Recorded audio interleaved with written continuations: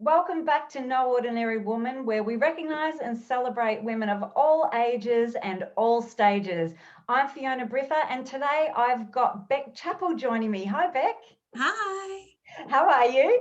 I'm good. How are you? I'm very good. I've been looking forward to sharing your story. This is focused all around bouncing back after some pretty serious setbacks. And I'm just going to share a little bit of Bec's last year, 2020 timeline. As we know, we all went through COVID and it was quite challenging for a lot of people. But in particular, Bec went through some extra challenges. And I'm just going to share a few things. She started a new job, and that job went downhill and she started getting bullied and then eventually was fired because of whatever reason. While this was happening, her husband has decided that he doesn't want to be with her anymore and tells her this in no unceremonious way. And then she goes through some other challenging times. She finds out some other things around the relationship and separates from her husband, tries to make it work, and it just all ended up in over. So by the end of 2020, it was no job, no husband, and what the hell has just happened to my life? Is that right, Bec? Yeah, that's pretty much it. Yep. In a nutshell, that's a pretty serious nutshell. Now we're going to focus on Bec's amazing bounce back from that. But Bec, what goes through your mind as a woman when this is all happening and unfolding? I think I felt very, very lost. I was concerned as to how I would ever pick myself back up.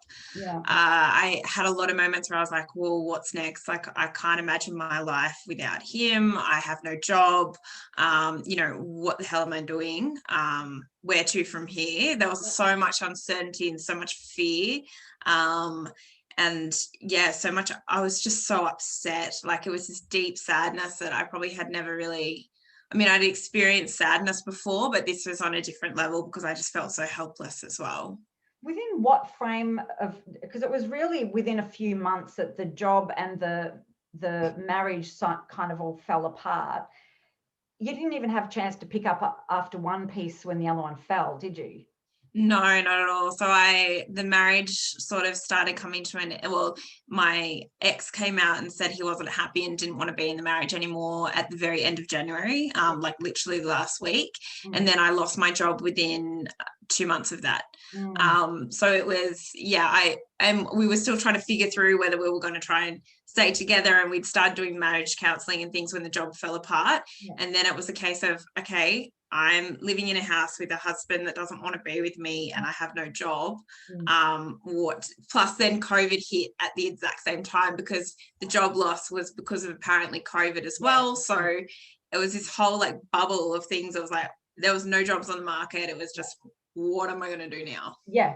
And presumably, if you had been bullied at work and they had been distancing themselves from you, and then this happens, a little bit of that self-confidence is being chipped away. How does that leave you? Well, how did that leave you? Because I know we've all experienced, one kind of rejection or another, but such a lot of rejection all in one hit.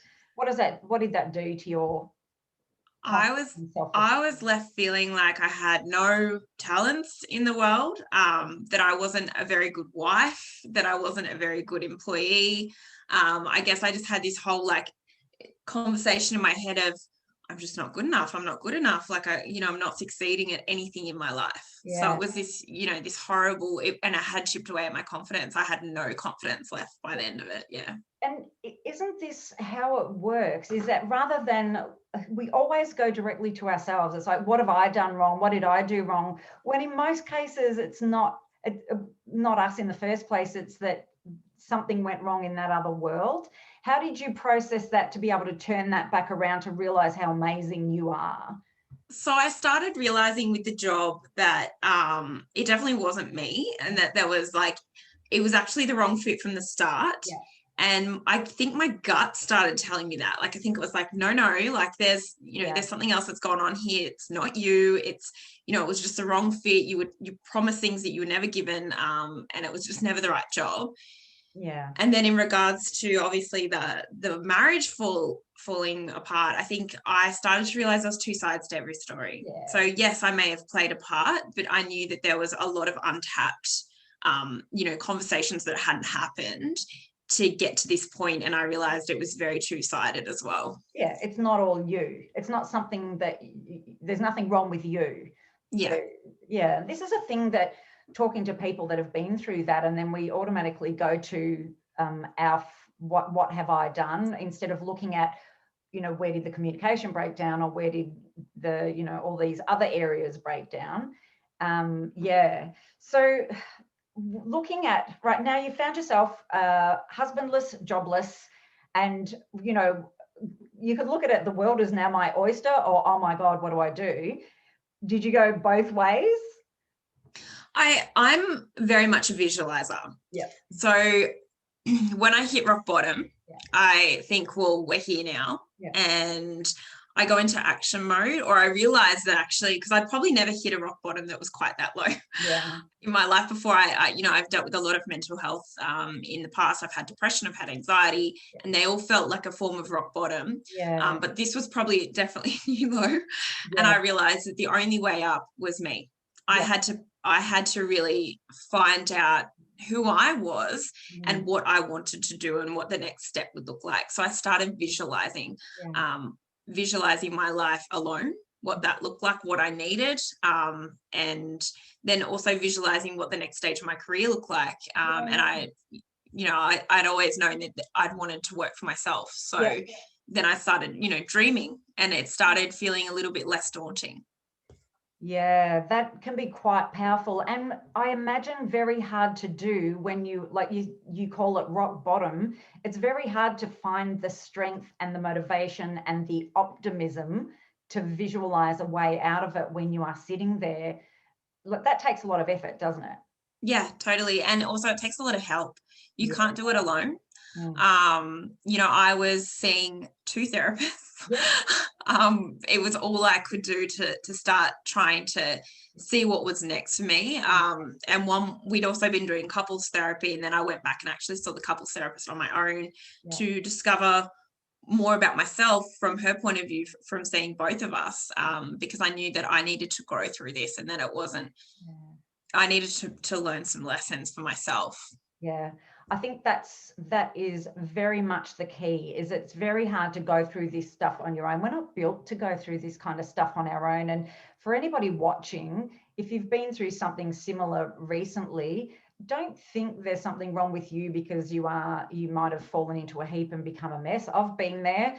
Bec, you've been there. And it really does take a lot of guts and courage, first of all, to seek out some help, but also to pull yourself out of it as well, because it's a partnership, isn't it? It's like you've got to do a lot of work yourself to climb back out of that bottom state with help. Yeah. And I think you also need to be willing to hear what you don't want to hear. It hurts like hell to hear those to be told those things that you really don't want to be here, like I was told I didn't miss you.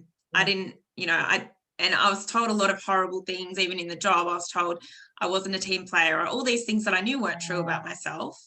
But it was that self-awareness piece of listening to also a therapist say to you, okay, well, this is, realistically, this is what the lessons that you need to learn. And you have to implement them in your life as well. Yeah, I think I know when I went through my climb back out of the rock bottom phase, the hardest thing I found was accepting my role in a lot of my decisions and accepting my part in some of the things that went wrong. And that takes a lot of ego adjustment. I found like I had to really work on that acceptance of, where did I go wrong as well, instead of, but it really was empowering to shift that blame mentality to ownership. So you can grow out of it yourself, because unless you can acknowledge that, you can't grow and move forward, can you?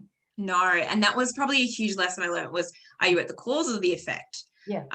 So although it may feel incredibly unfair, and I still have days now where I'm like, oh God, it feels unfair, but at the end of the day, it's not unfair. It's the situation that you're in. And yes, it may be unfair, but it's what you've been dealt. And it's kind of that mindset shift of, okay, you're not a victim. How are you going to, how are you going to grow through this? How are you going to change your life from this situation? Because you can, Yeah. and we all can, Yeah. but it is, and it takes a lot of effort to shift that mindset from like kind of feeling almost sorry for yourself, which it's very easy to do when you're in these situations, and there's nothing wrong. You need to validate the feelings that you're having. Yes. Like, because for me, I hadn't cried honestly in probably 10 years.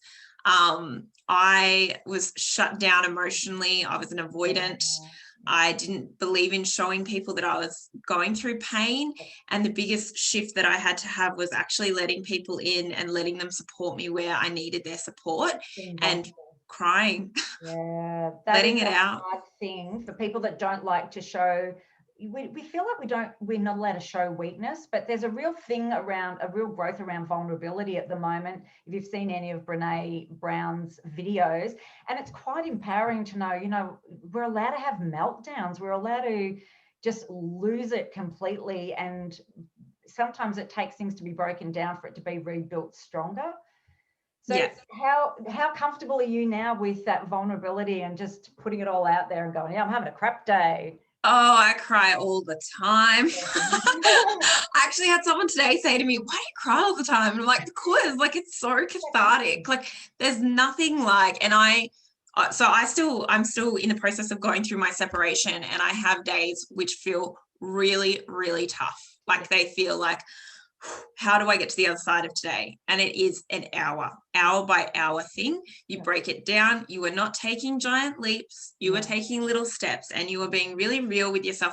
If you need to go and sit and have a cry for an hour and step out of your business, then you do that, because you're so much more productive once I've found walking and running. I've always run. It's my thing, but I've actually found this love for trail running, because being in nature is just, you absorb it and you're healing. It's a process of the healing. And I think if we don't accept how we feel, we can't heal. Like we got to put a name on this stuff and say, yeah, cool, I'm sad today. It doesn't mean I'm sad, I'm upset. It doesn't mean I'm sad and upset for the rest of my life.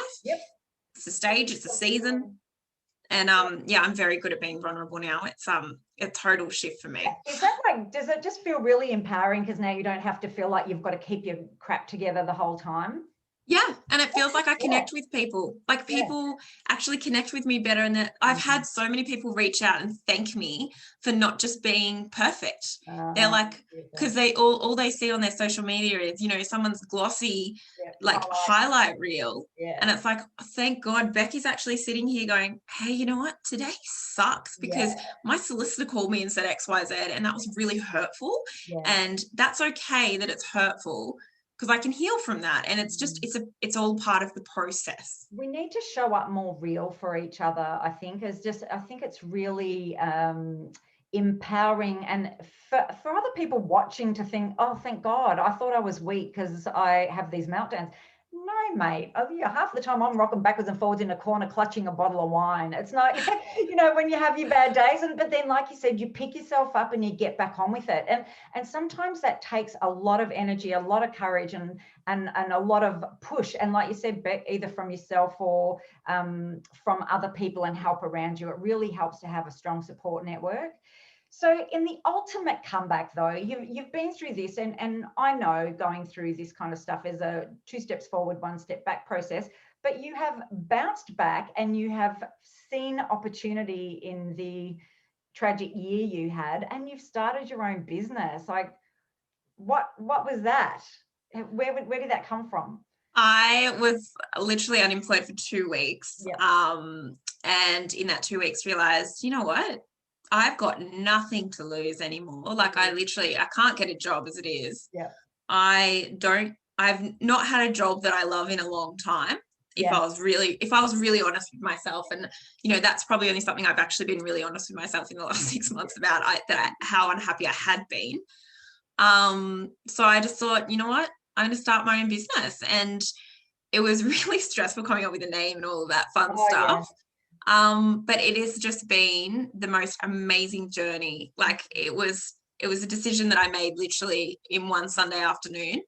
And then, before I knew it, I had my first client, and then I had my second client and my third and my fourth, and it just continued to grow. And then now it's morphing into what I want it to be, because I'm learning on that journey as well. There's been a lot of growth and learnings through that process too. And there's been a lot of hard days as well. Yeah. Oh, absolutely. And I know for anybody that's thinking about starting their own business and thinking like looking at women that have got their own business going, yeah, but they know what they're doing. Can I just get you, we don't know what we're doing. We're winging it. There's a great book out there, Emma Isaac's book, Winging It, which will set you free if you want to read that. But none of us knew what we were doing when we started. We're still just making it up as we go along, but getting better at it. Is that right, Bec? 100%. And that's where, once again, like, you surround yourself with like cheerleaders and like boss women and men and anyone that you need in your circle. You get them in your circle, and the biggest thing I've noticed also is how much my circle has shifted. Since my energy has shifted, since I've gotten away from toxic people and toxic situations, and how much my business has changed because of that as well. Yeah, it's amazing. You literally change your own environment when you change your attitude towards yourself and towards your circumstances. What have you, this is dying to know the answer to this, but what have you discovered about yourself? What's the biggest thing you've learned about yourself in the last 12 months? I'm so damn strong. Like, I think, resilience. And I've really discovered that I have a power to empower other people. And it's through being really raw, being really real. And like, I've just gone on this journey of actually, people find me inspirational and they find me motivating, and there's nothing wrong with that. It's not, forget tall poppy syndrome and all of that. It's just, I'm here to serve others. And that's really what I've realized my life is about. Yeah, and leaving a legacy. I love that. And I just that's ringing in my head. I'm so damn strong. Imagine if we could all look in the mirror every morning and go, I'm so damn strong and so damn awesome. And I'm no ordinary woman, right? 100%. You are no ordinary woman. So what are you most proud of from the last 12 months of all this growth? I think how I've handled myself. So I've never once gone to a place of revenge. I've never once gone to a place of hate.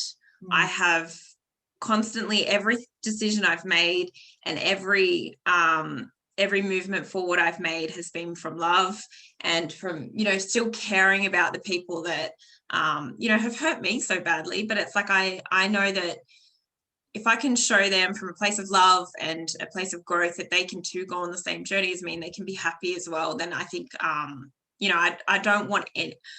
The biggest thing for me is I never want anyone else to suffer. And I never want anyone else to be hurting, because it's not a nice place to be. And I just think that things happen for a reason, and you should never wish bad upon anyone else. No, because everyone's going through their own journey and got their own battles in their own head that we sometimes will never know anything about. So that's beautiful. Like, just what a beautiful way to sum that up. And Bec, you are absolutely an inspiration, and you are certainly no ordinary woman. In your ultimate bounce back after a very challenging year, I hope women watching this will just be completely inspired by Bec's vulnerability, strength, and it is all within you as well. Watching, it's not just reserved for special women. Every single woman is no ordinary woman, and you've got it within you to be anything you want and get through anything you need to get through. So thank you so much for joining us today, Bec, and sharing your story and being so real with us. Thank you for having me. It's so nice to have a platform to try and inspire others and, encourage people. You don't have to be, you're not born with this resilience. You literally just, it's there within you, and you can find it at any point. Yep, indeed. Oh, that's so beautiful. And on that note, thank you all for watching as well. And we look forward to seeing you next time for another episode of No Ordinary Woman. Bye for now. Bye.